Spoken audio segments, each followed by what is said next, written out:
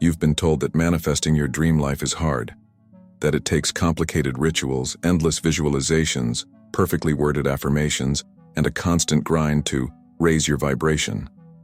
But what if I told you that quantum manifestation is actually stunningly simple? So simple, in fact, that almost nobody does it correctly. You are living inside a quantum field right now. A field that is infinite in possibility. A field that responds not to your effort, but to your alignment. And yet, most people approach manifestation like it's a fight. They try to overpower their current reality with willpower. They repeat affirmations they don't believe, visualize outcomes they secretly doubt, and force themselves to think positive while their body is still locked in fear, scarcity, and stress. And this is where the whole system collapses. Because in the quantum world, forcing is friction. Let's strip this down to something beautifully simple. Quantum manifestation is not about getting what you want. It's about collapsing the version of reality where you already have it. It's not about changing the external world first. It's about embodying the internal signal that pulls that world toward you.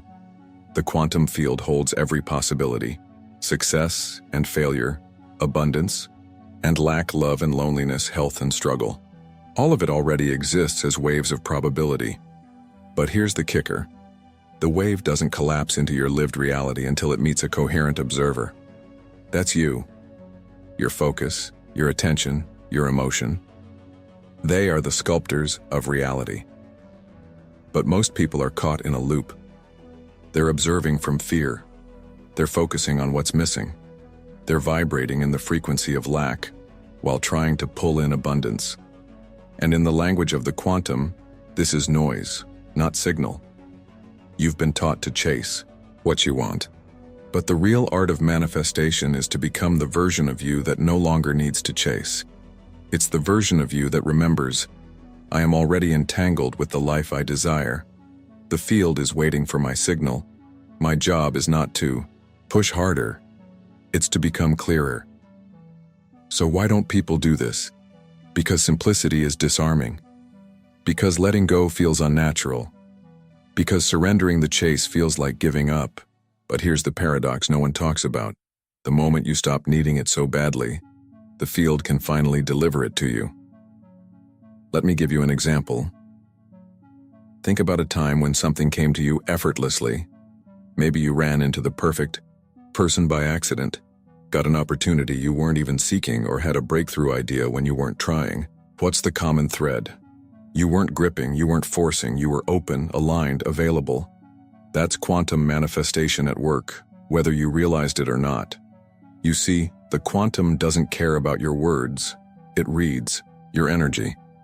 You can say I am wealthy 1,000 times, but if your body is still broadcasting fear, if your heart is still clenched in scarcity, if your nervous system is still addicted to struggle, the field will mirror that chaos back to you. Not because it's cruel, but because it's precise. So here's the radical shift. Quantum manifestation begins when you stop focusing on getting and start focusing on being. You become the signal.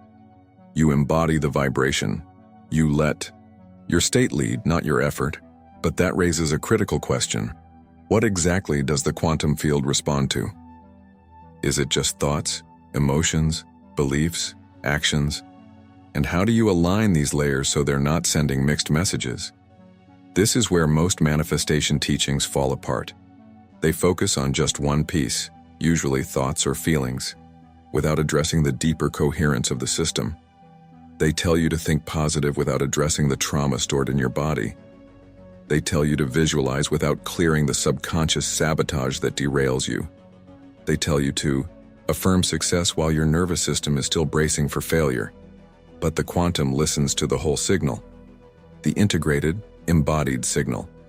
And that's why alignment isn't a mental game. It's a full body, full system, full field shift.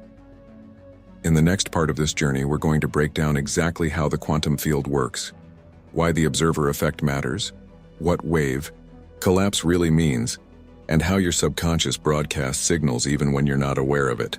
We're going to expose the elegant mechanics behind what seems like magic. And I'm going to show you why manifestation works best when you stop trying so hard. So here's my open question for you, and I invite you to sit with this as we prepare for the next section. Where in your life are you trying so hard and that you've become the very block you're trying to break through? Ready to go deeper into the quantum with me? Let's dive deeper into the mystery you've been dancing around without even knowing. The quantum field is not responding to your wishes. It's responding to your coherence. At its heart, quantum manifestation is not about thoughts alone, or emotions alone, or even actions alone. It's about how these three align into a coherent signal that the field can read without distortion. Think of the quantum field like a cosmic translator. When your thoughts, emotions, and actions are aligned, the message is clear, the vibration is steady, and the field responds almost instantly. But when you're thinking one thing, feeling another, and doing something completely disconnected, the message gets scrambled. The field mirrors back not clarity, but chaos. This is where the observer effect comes in, a cornerstone of quantum physics. At the quantum level, particles exist in a state of pure possibility, what we call a wave function. But when an observer, you, focuses on a particular possibility, that wave collapses into a fixed event. Reality solidifies, choices crystallize, the unseen becomes seen. But here's the catch. The observer is not just your conscious mind. The observer is also your subconscious. This means that even if you consciously want abundance, if your subconscious is wired for survival, scarcity, or fear, the field picks up on that hidden broadcast. Your subconscious becomes the true observer, collapsing a timeline you didn't consciously choose. That's why so many people feel stuck. They're aligning their surface mind, but ignoring the deep programs running beneath. And in the quantum game, the subconscious always wins, but it gets even more fascinating. Scientists like Joe Dispenza and Bruce Lipton have shown that the heart has its own electromagnetic field, far stronger than the brain's. This heart field radiates out and interacts with the larger quantum field around you. When your heart and brain are in coherence, you're sending out a powerful, unified signal. When they're out of sync, the signal becomes weak and fragmented. This is why trying to manifest from your mind alone so often fails.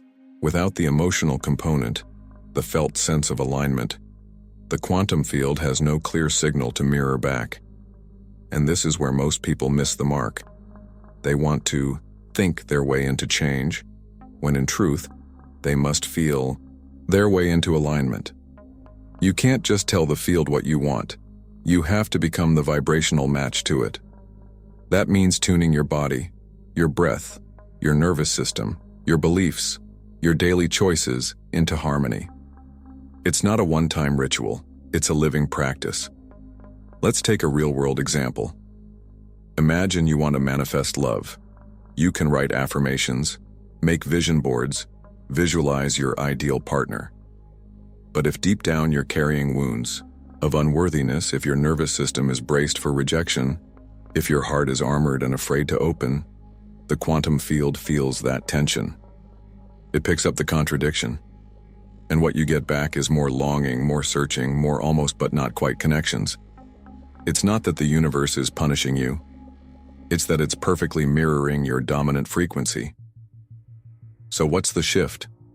The shift is into coherence, into feeling whole now, into practicing the emotions of what you desire before it shows up, into embodying the state of already having it, so the field can collapse that timeline into form. You become the frequency first, and the form follows. Now, this might sound like a lot, but here's the simple, profound truth. The more you let go of controlling the outcome, and the more you focus on regulating your internal state, the faster the quantum responds. This is why the title of this video says it's simple, yet nobody does it, because the human mind loves to complicate. We want 10 steps, 5 hacks, a guaranteed formula. But the quantum isn't a machine. It's a mirror. It's a dance partner. It's alive, responsive, intelligent, and it's waiting for you to meet it with a steady, embodied presence. So here's where I want to invite you into this practice. Take a deep breath right now. Notice how your body feels as you listen. Notice where you're holding tension. Notice the stories running in the background, and just for a moment, soften. Let the grip loosen. Let the need to fix, force, and figure it all out dissolve. Feel what it's like to be okay right here, right now, without needing anything to change. This is where your power begins. Before we move on, I'd love to invite you into something that helps anchor this shift. If you're feeling a spark of recognition, if something in you is lighting up right now, hit that subscribe button. Join this space, this conversation, this community, and in the comments, drop one word, just one, that names the energy you want to embody this week. Maybe it's trust. Maybe it's ease. Maybe it's joy. Whatever comes to you first, that's your signal. Share it. Name it. Let it be real. Because the moment you name it, you start to align with it. Are you ready to explore why no one talks about this part of manifestation? The part that's so simple it almost feels like cheating. Shall we move into the next layer? So why is it that almost nobody actually does this? Why, with all the books, courses, and endless YouTube videos on manifestation, do so many people stay stuck, frustrated, and disappointed? The answer is both simple and uncomfortable. Because letting go feels unnatural. The human mind is addicted to control. We've been conditioned to believe that the more we effort, the more we deserve. That struggle equals worth. That the harder we work, the more likely we are to succeed. So when we encounter a system like quantum manifestation, where the central key is coherence, alignment, and surrender, it short-circuits our programming. We keep trying to force outcomes, even though forcing is the very frequency that tells the field we don't trust the process. Let's break this down. Most people who fail at manifestation are caught in what I call the control trap. They are constantly monitoring their results. They visualize abundance but check their bank account every hour with anxiety. They script about love but obsess over text messages and dating apps. They declare health but scan their body for symptoms every morning. In doing this, they send a signal of mistrust to the field. They are affirming one thing consciously, but broadcasting the opposite subconsciously. Why does this matter so much? Because the quantum field does not speak English, or Spanish, or Portuguese, or any human language. It speaks the language of energy, and energy never lies. You can say all the right words, but if your nervous system is bracing for loss, if your mind is locked in loops of doubt, if your body is flooded with cortisol, the field listens to that deeper frequency. This is why so many people are exhausted. They are doing all the things, but they are doing them from a place of hypervigilance, scarcity, and lack. And so they loop. They manifest more waiting, more lack, more efforting, more searching. Because energetically, they are not in the timeline of already having. They are in the timeline of trying to get. And here's where it gets even more subtle.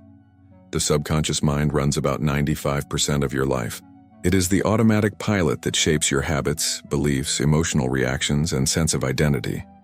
You may consciously want a breakthrough, but if your subconscious is anchored in old stories, I'm not enough. Nothing works. For me. I have to fight for everything. Those stories will collapse the wave into the same old outcomes. This is why affirmations without embodiment feel hollow. This is why visualizations without nervous system regulation collapse. This is why action without aligned identity leads to burnout. So what can you do? First, you must understand that quantum manifestation is not an add-on to your life. It's a recalibration of your whole system. It's a remembering, a returning.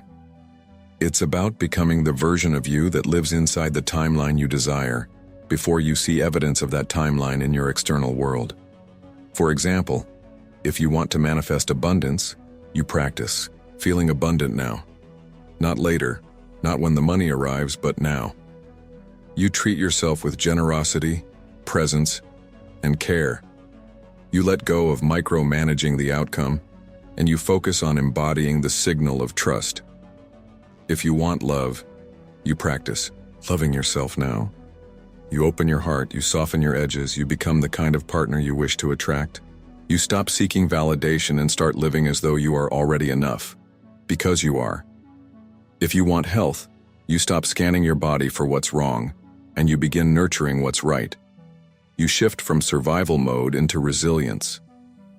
You practice gratitude for the body you have while gently guiding it toward greater vitality. And here's the paradox. When you stop needing it so badly, it arrives faster.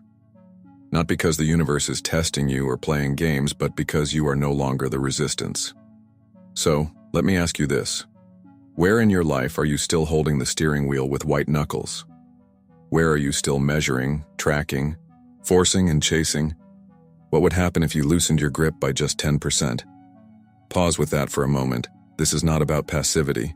It's about shifting from control to co-creation. And that shift, subtle, powerful, revolutionary, is where quantum manifestation actually begins to work. In the next block, we're going to talk about the simple but rarely practiced techniques that can help you realign your system, regulate your state, and become the clearest signal possible to the quantum field. We'll explore how to dissolve resistance without bypassing your real emotions, how to build trust with your subconscious, and how to step into the timeline you desire as though it's already yours.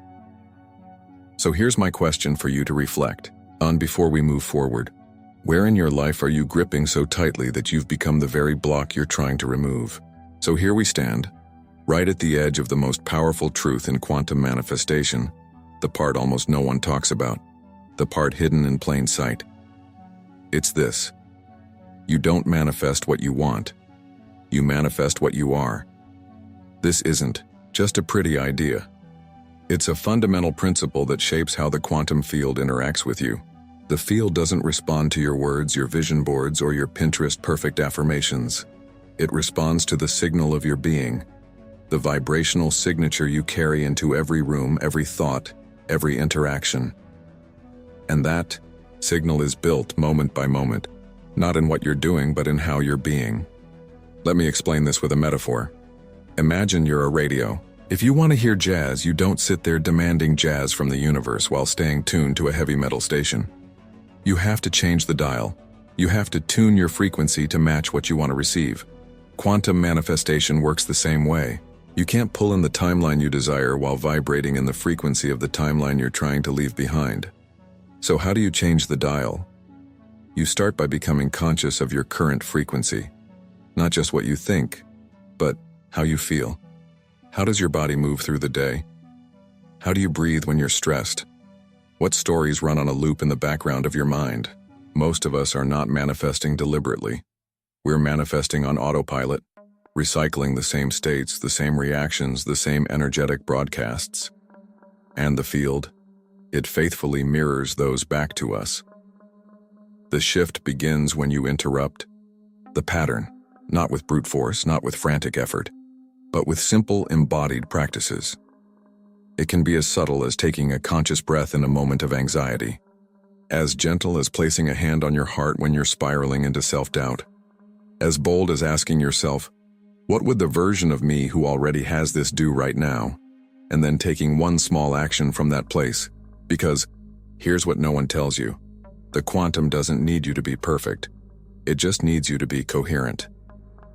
Coherence happens when your thoughts, emotions, and actions move in the same direction. It's when you stop saying one thing, feeling another, and doing something else entirely. It's when your whole system hums with a single unified signal. And when you reach that state, even briefly, you create a kind of gravitational pull in the field. Reality begins to bend toward you. But let's get practical. If you want to embody abundance, practice generosity. Not just with money, but with attention, with time, with energy. Train your nervous system to feel the sensations of I have enough, even if the numbers in your bank account haven't caught up yet. If you want to embody love, practice vulnerability. Open your heart in small, courageous ways. Be the safe space you're longing to find in someone else. If you want to embody health, practice presence. Listen to your body. Feed it, move it, rest it from a place of respect, not punishment. This is the simple path. And yet, few walk it, because it asks you to go first, to become the frequency before the evidence arrives, to lead with being, not needing. And this brings us to one of the most misunderstood pieces in the whole manifestation conversation: emotional regulation. People assume manifestation is about feeling good all the time. It's not. It's about feeling real all the times and learning to bring your system back into alignment when you wobble. This means welcoming your emotions, not bypassing them. It means holding space for fear without letting it drive the car. It means practicing emotional fluency so you can navigate waves without drowning in them. Here's the truth: you will wobble. You will doubt. You will have days when the old timeline pulls at your heels. That's okay. The power isn't in never falling. It's in how you return. So here's my invitation to you right now. Take a breath. Notice where you are. Ask yourself, what timeline am I tuned to in this moment? Is it the one of fear or the one of trust? Is it the one of lack or the one of abundance? Is it the one of waiting or the one of arrival? No judgment, just noticing. Because the moment you notice, you create a choice point, and choice is the gateway to coherence. In the next block, we're going to pull this all together. We'll explore how to turn these insights into a living practice, how to navigate setbacks with grace, and how to sustain the frequency that collapses your dream timeline into reality. But before we continue, I want to thank you for walking this journey so far. If you're feeling lit up, if you're feeling seen, if you're sensing that something inside you is already shifting, hit that subscribe button, join this space, this community, this conversation, and in the comments, drop a word that captures your intention right now. Maybe it's allow, maybe it's expand, maybe it's flow. Whatever it is, that word becomes your signal to the field. Here we are, the final piece of the puzzle. And I want you to really hear this. Manifestation is not a performance. It's a practice. It's not something you master once. It's something you live, moment by moment, choice by choice. So many people get stuck in the mindset that manifestation is about doing more, hacking the system, perfecting the formula. But in truth, the most powerful manifestors aren't the ones who know the most techniques. They're the ones who have learned how to hold a coherent state, to regulate themselves back into alignment when life inevitably shakes them. Because here's the reality: you will face moments that test you. There will be days when fear creeps back in, when old patterns whisper in your ear, when the timeline you're trying to leave feels like it's pulling you back. And in those moments, you'll be tempted to go into control mode again, to push, to force, to micromanage. But the real mastery is this: can you stay in the frequency of trust even when the evidence hasn't arrived yet? Can you hold the vibration of "it's already done" while the world still looks the same? Can you become so anchored in the new timeline that the old one no longer seduces you? This is where embodiment becomes non-negotiable. So let's make this practical. Every morning, before you check your phone, take a few breaths and ask yourself, what frequency am I tuning into today? Is it scarcity or abundance? Fear or trust? Control or flow? Throughout the day, use your body as your compass. Your body will tell you when you've slipped out of alignment. You'll feel the tension, the tightness, the contraction. And in that moment, you don't need to shame yourself or spiral. You just need to notice, breathe, and recalibrate. Ask, what would the version of me living in my desired timeline choose right now? Then take one small action from that place. And at night, before you drift to sleep, replay the day not with judgment but with curiosity. Where did you wobble? Where did you align? Where did you glimpse your own power? Gratitude amplifies coherence. Acknowledge even the smallest wins. Now here's something most people miss. Community matters. We are social, energetic beings. We co-regulate with the people around us. When you surround yourself with others who are practicing coherence, who are playing in the quantum field, who are committed to embodiment, your system entrains to that vibration. This is why it's so important to curate your environment, not just physically, but energetically. Find the voices, the spaces, the communities that remind you of who you are becoming. Fill your field with reminders of your chosen timeline. Let your external world become an ally to your internal practice, and remember this: there's no finish line. The point isn't to arrive and then stop. The point is to live inside a continuous unfolding, where you become the living edge of your own evolution.